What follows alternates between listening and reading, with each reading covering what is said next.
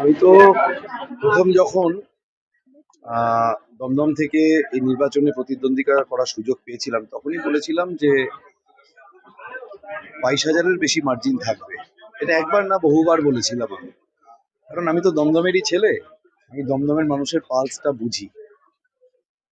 তাই দেখুন আজকে নির্বাচনের ফলাফলেও সেটাই বেরিয়ে এসেছে। 25,000-এর বেশি মার্জিন নিয়ে দমদম ভারতীয় জনতা পার্টির প্রার্থীকে জিতিয়েছে।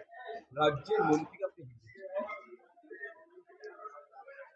এই পরাজয়টা অত্যন্ত স্বাভাবিক। প্রথমত দমদমের বিধায়ক হয়ে 15 বছর ধরে দমদমবাসীকে কোনো সমস্যার সুরাহায় তিনি চেষ্টা করেননি, দমদমের মানুষের পাশে থাকেন। কিছু পেটোয়া কাউন্সিলর আর তৃণমূল নেতাদের নিয়ে সিন্ডিকেট রাজ চালিয়েছেন এবং মানুষের থেকে বরাবর দূরেই থেকেছে।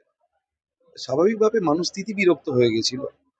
তার উপরে 11,000 স্কুল বন্ধ করে 3,15,000-এর বেশি সরকারি স্কুল শিক্ষক শিক্ষিকার চাকরি সংকোচন করে এবং সর্বোপরি লাস্ট যে শিক্ষক রিক্রুটমেন্টের পরীক্ষা, সেখানে বাংলার মায়েদের বোনেদের পরীক্ষা হলে ঢোকার আগে হাতে শাখা নোয়া খোলাবার হুকুম জারি করে তিনি দমদমের মানুষের কাছে একেবারেই ওনার নামের মর্যাদা রেখে ব্রাত্য হয়ে গেছিলেন।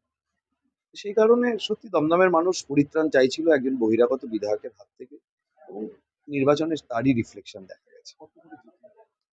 25,000-এর কিছু বেশি এক্সাক্ট পোস্টাল ব্যালটের সংখ্যাটা আমরা লাস্ট রাউন্ডটা এখনো যোগ করা হয়নি।